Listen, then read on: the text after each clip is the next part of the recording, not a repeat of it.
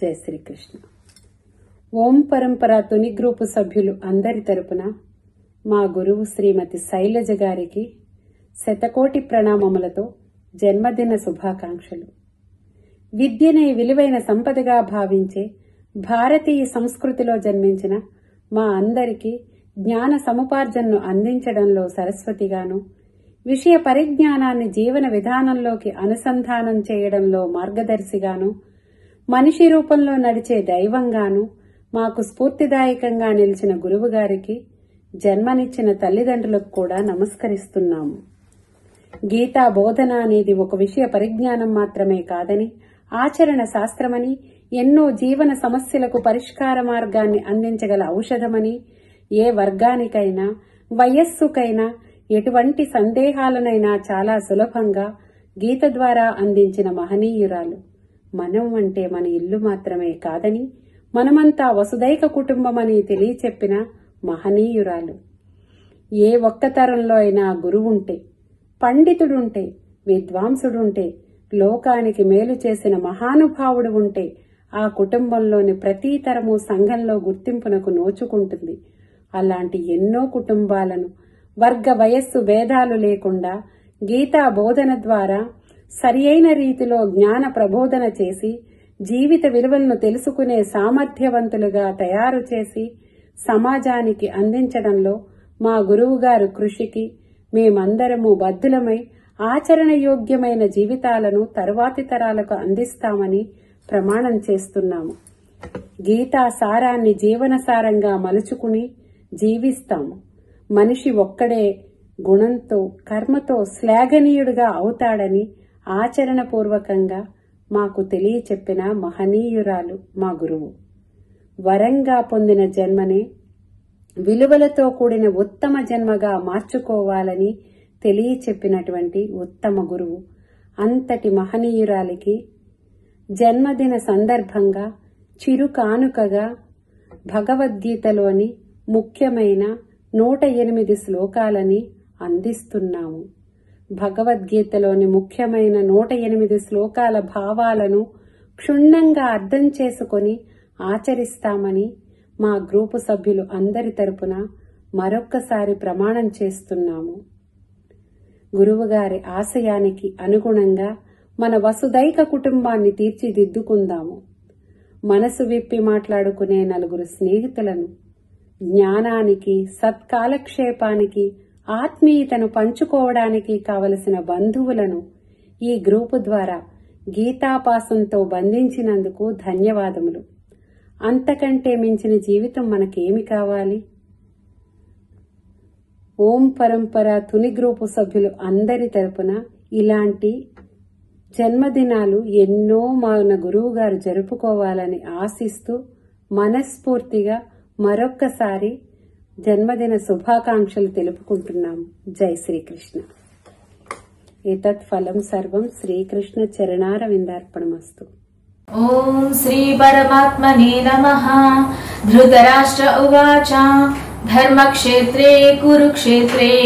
సమవేతాయుత్సవః మామకాః పాండవాశ్చైవ కిమకుర్వత సంజయ. అర్జున ఉవాచ కార్పణ్యదోషోపహత స్వభావః పృచ్ఛామి త్వాం ధర్మ సమ్మూఢచేతాః యచ్ఛేయః స్యాత్ నిశ్చితం బ్రూహి తన్మే శిష్యస్తేహం సాధి మాం త్వాం ప్రపన్నం. శ్రీ భగవానువాచ అశోచ్యానన్వశోచస్త్వం ప్రజ్ఞావాదాంశ్చ భాషసే గతాసూ న గతాసూంశ్చ నానుశోచంతి పండితాః. నత్వేవాహం జాతు నాసం నత్వం నేమే జనాధిపాః నచైవ న భవిష్యామః సర్వే వయమతః పరం. దేహినోస్మిన్ యథా దేహే కౌమారం యవ్వనం జరా తథా దేహాంతర ప్రాప్తిః ధీరస్తత్ర న ముహ్యతి. మాత్రా స్పర్శాస్తు కౌంతేయ శీతోష్ణ సుఖ దుఃఖదాః ఆగమాపాయినో నిత్యాః తాం స్థితిక్షస్వ భారత. న జాయతే మ్రియతే వా కదాచిత్ నాయం భూత్వా భవితా వా న భూయః అజో నిత్యః శాశ్వతోయం పురాణః न हन्यते हन्यमाने शरीरे वासांसि जीर्णानि यथा विहाय नवानि गृह्णाति नरोपराणि तथा शरीराणि विहाय जीर्णानि अन्यानि संयाति नवानि देहि नैनं छिन्दन्ति शस्त्राणि नैनं दहति पावकः न चैनं क्लेदयन्त्यापः न शोषयति मारुतः जातस्य हि ध्रुवो मृत्युः ध्रुवं जन्म मृतस्य च तस्मादपरिहार्येऽर्थे न त्वं शोचितुमर्हसि देहि नित्यमवध्योऽयं देहे सर्वस्य भारत तस्मात् सर्वाणि भूतानि न त्वं शोचितुमर्हसि नेहाभिक्रमनाशोऽस्ति प्रत्यवायो न विद्यते स्वल्पमप्यस्य धर्मस्य त्रायते महतो भयात् व्यवसायात्मिका बुद्धिः एकेह कुरु नन्दन बहुशेखा ह्यनन्ताश्च बुद्धयो व्यवसायिनाम् भोगैश्वर्यप्रसक्तानाम् तयापहृतचेतसाम् व्यवसायात्मिका बुद्धिः समाधौ न विधीयते त्रैगुण्यविषया वेदाः निस्त्रैगुण्यो भवार्जुन निर्द्वन्द्वो नित्यसत्त्वस्थः निर्योगक्षेम आत्मवान् यावानर्थबुदपाने सर्वतः सम्प्लुतोदके तावान् सर्वेषु वेदेषु ब्राह्मणस्य विजानतः विषया विनिवर्तन्ते निराहारस्य देहिनः रसवर्जं रसोऽप्यस्य परं दृष्ट्वा निवर्तते ध्यायतो विषयान् पुंसः सङ्गस्तेषूपजायते सङ्गात् सञ्जायते कामः कामात् क्रोधोऽभिजायते क्रोधात् भवति सम्मोहः सम्मोहात् स्मृतिविभ्रमः स्मृतिभ्रंशात् बुद्धिनाशः बुद्धिनाशात् प्रणश्यति रागद्वेषवियुक्तैस्तु विषयानिन्द्रियैश्चरन् आत्मवश्यैर्विधेयात्मा प्रसादमधिगच्छति यानि सा सर्वभूतानां तस्यां जागर्ति संयमी यस्यां जाग्रति भूतानि सा निसा पश्यतो मुनेः यज्ञार्थात् कर्मणोऽन्यत्र लोकोऽयं कर्मबन्धनः तदर्थं कर्म कौन्तेय मुक्तसङ्गः समाचर अन्नाद् भवन्ति भूतानि पर्जन्यादन्न सम्भवः यज्ञाद् भवति पर्जन्यः यज्ञः कर्म समुद्भवः यद्यदाचरति श्रेष्ठः तत्तदेवेतरो जनः स यत्प्रमाणं कुरुते लोकस्तदनुवर्तते प्रकृतेः क्रियमाणानि गुणैः कर्माणि सर्वशः अहङ्कारविमूढात्मा कर्ताहमिति मन्यते काम एष क्रोध एष रजोगुणसमुद्भवः महासेनो महापाप्मा विद्धेनमिह वैरिणम् इमं विवस्वते योगम् प्रोक्तवानहमव्ययम् विवस्वान्मनवे प्राह मनुरिक्ष्वाकवे ब्रवीत् एवं परम्परा प्राप्तम् इमं राजर्षयो विदुः सकाले नेह महता योगो नष्टः परन्तप स एवायं मया तेद्य योगः प्रोक्तः सनातनः भक्तोऽसि मे सखा चेति रहस्यं हेतदुत्तमम् अजोऽपि सन्नव्ययात्मा भूतानामीश्वरोऽपि सन् प्रकृतिं स्वामधिष्ठाय सम्भवाम्यात्ममायया यदा यदा हि धर्मस्य ग्लानिर्भवति भारत अभ्युत्थानमधर्मस्य तदात्मानं सृजाम्यहम् परित्राणाय साधूनां विनाशाय च दुष्कृताम् धर्म संस्थापनार्थाय सम्भवामि युगे युगे जन्म कर्म च मे दिव्यम् एवं यो वेत्ति तत्त्वतः त्यक्त्वा देहं पुनर्जन्म नैति मामेति सोऽर्जुन वीतरागभयक्रोधाः मन्मया मामुपाश्रिताः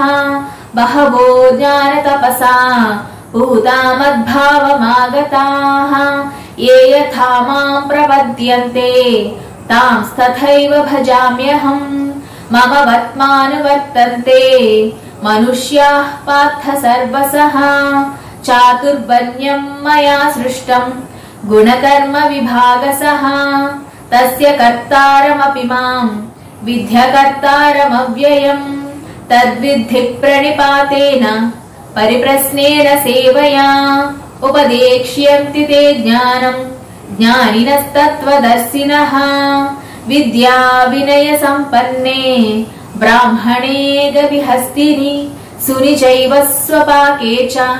पंडिताः समदर्शिनः ये हि संस्पर्शजा भोगाः दुःखयोनय एव ते आद्यन्तवन्तः कौन्तेय न तेषु रमते बुधः भोक्तारं यज्ञतपसाम् सर्वलोकमहेश्वरम् सुहृदं सर्वभूतानां ज्ञात्वा मां शान्तिमृच्छति युक्ताहारविहारस्य युक्तचेष्टस्य कर्मसु युक्तस्वप्नावबोधस्य योगो भवति दुःखः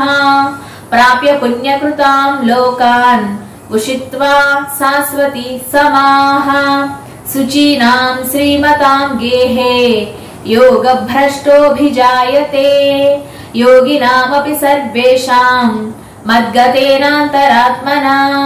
श्रद्धावान् भजते यो मां समे युक्ततमो मतः मनुष्याणां सहस्रेषु कश्चिद्यतति सिद्धये यततामपि सिद्धानां कश्चिन्मां वेत्ति तत्त्वतः भूमिरापो नलो वायुः खं मनो बुद्धिरेव च अहंकार इति यं मे भिन्ना प्रकृतिरष्टधा अपरेयमितस्त्वन्यां प्रकृतिं विद्धि मे परां जीवभूतां महाबाहो ययेदं धार्यते जगत् मत्तः परतरं नान्यत् किञ्चिदस्ति धनञ्जय मयि सर्वमिदं प्रोतं सूत्रे मणिगणा इव दैवी हेषा गुणमयी मम माया दुरत्यया मामेव ये प्रपद्यन्ते मायामेतां तरन्ति ते न मां दुष्कृतिनो मूढाः प्रपद्यन्ते नराधमाः माययापहृतज्ञानाः आसुरं भावमाश्रिताः चतुर्विधा भजन्ते मां जनाः सुकृतिनोऽर्जुन आर्तो जिज्ञासुरर्थार्थी ज्ञानी च भरतर्षभा बहूनां जन्मनामन्ते ज्ञानवान् मां प्रपद्यते वासुदेवः सर्वमिति समहात्मा सुदुर्लभः नाहं प्रकाशः सर्वस्य योगमाया समावृतः मूढोऽयं नाभिजानाति लोको मामजमव्ययम् वेदाहं समतीतानि वर्तमानानि चार्जुन भविष्याणि च भूतानि मां तु वेद न कश्चन इच्छाद्वेषसमुत्थेन द्वन्द्वमोहेन भारत सर्वभूतानि सम्मोहं सर्गे यान्ति परन्तप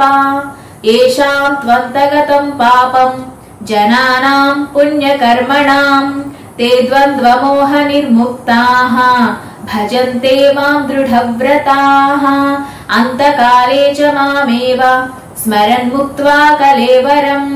यः प्रयाति समद्भावम् याति नास्त्यत्र संशयः यं यं वापि स्मरन् भावम्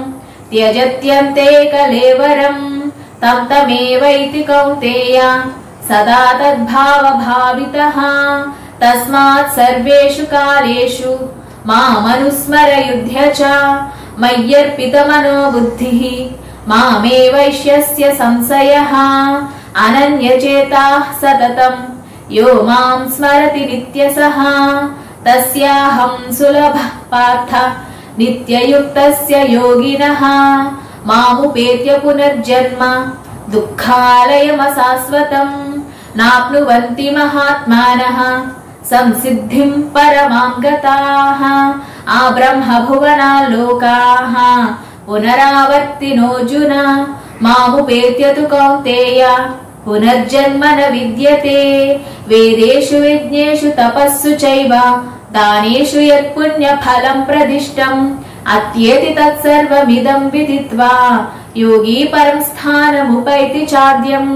राजविद्या राजगुह्यम् पवित्रमिदमुत्तमम् प्रत्यक्षावगमम् धर्म्यम् सुसुखम् कर्तुमव्ययम् मया ततमिदं सर्वम् जगदव्यक्तमूर्तिना मत्स्थानिः सर्वभूतानि न चाहं तेष्वस्थितः मयाध्यक्षेण प्रकृतिः सूयते सचराचरम्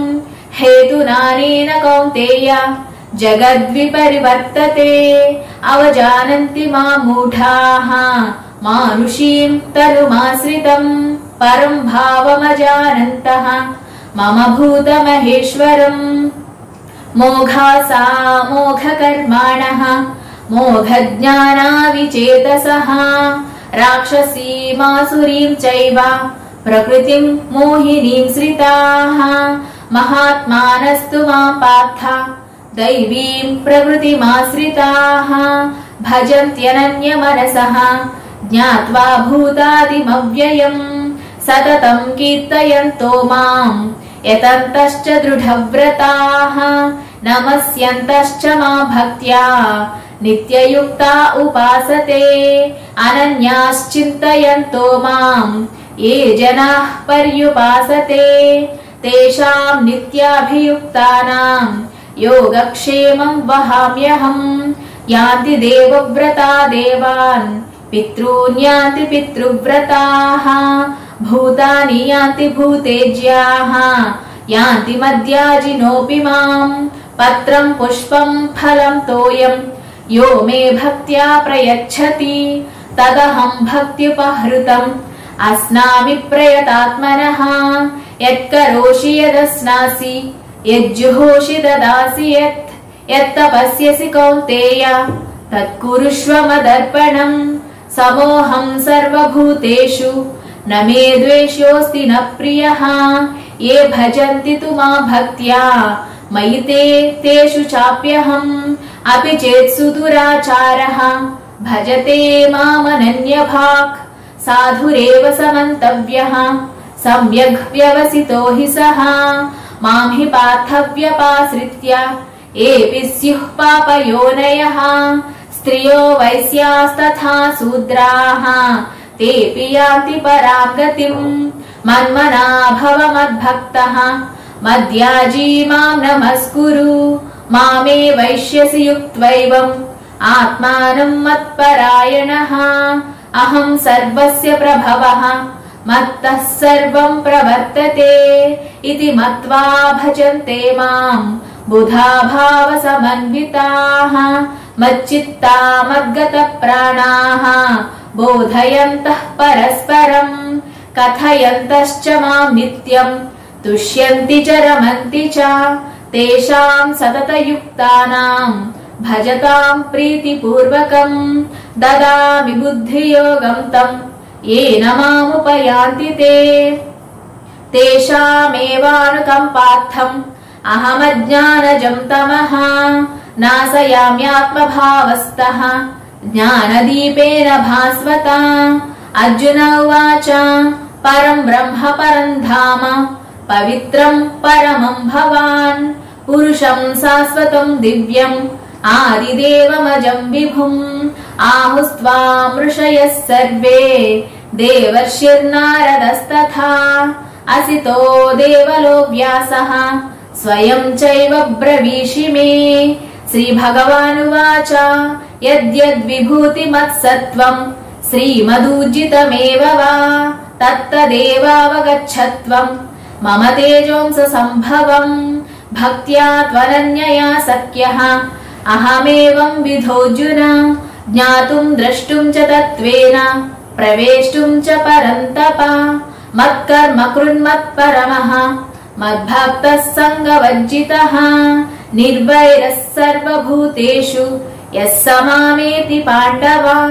क्लेशोऽधिकतरस्तेषाः अव्यक्तासक्तचेतसाम् अव्यक्ता हि गतिर्दुःखम् देहवद्भिरवाप्यते मय्येव मनाधत्स्व मयि बुद्धिम् निवेशय निवसिष्यसि मय्येव अतवो त्वम् न संशयः अथ चित्तम् समाधातुम् न शक्नोषि मयि स्थिरम् अभ्यासयोगेन ततः मामिच्छाप्तुम् धनञ्जय अभ्यासेऽप्यसमर्थोऽसि मत्कर्म परमो भव मदर्थमपि कर्माणि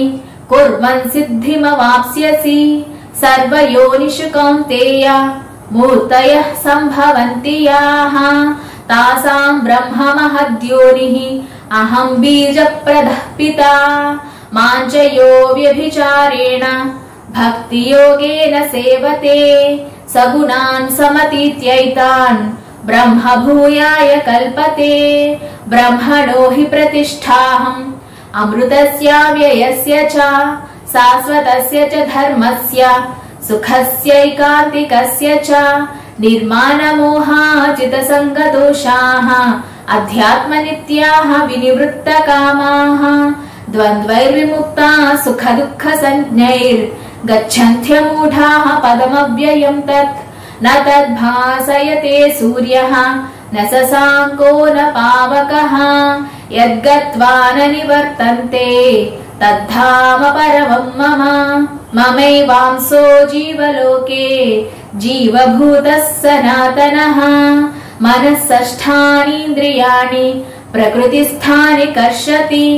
सर्वस्य चाहम् हृदि सन्निविष्टः मत्तः स्मृतिज्ञानमपोहनम् च वेदैश्च सर्वैरहमेव वेद्यः वेदान्तकृद्वेदविदेव चाहम् यो मामेवमसम्मूढः जानाति पुरुषोत्तमम् स सर्वविद् भजति माम् सर्वभावेन भारत सिमोदमस्तपः शौचम् क्षान्तिराजवमेव च ज्ञानम् विज्ञानमास्तिक्यम् ब्रह्मकर्म स्वभावजम् ब्रह्मभूतप्रसन्नात्मा न शोचति न काङ्क्षति समः सर्वेषु भूतेषु मद्भक्तिम् लभते पराम् भक्त्या मामभिजानाति यावान्यश्चास्मि तत्त्वतः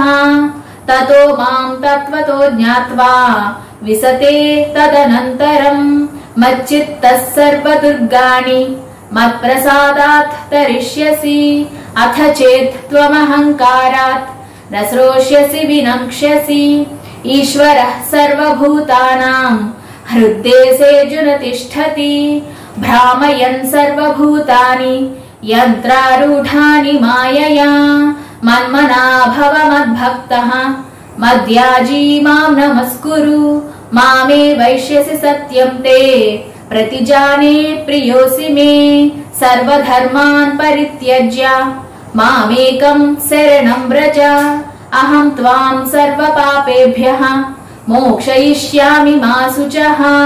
य इमम् परमम् गुह्यम् मद्भक्तेष्वभिधास्यति भक्तिम् मयि पराम् कृत्वा मामे वैष्यत्य संशयः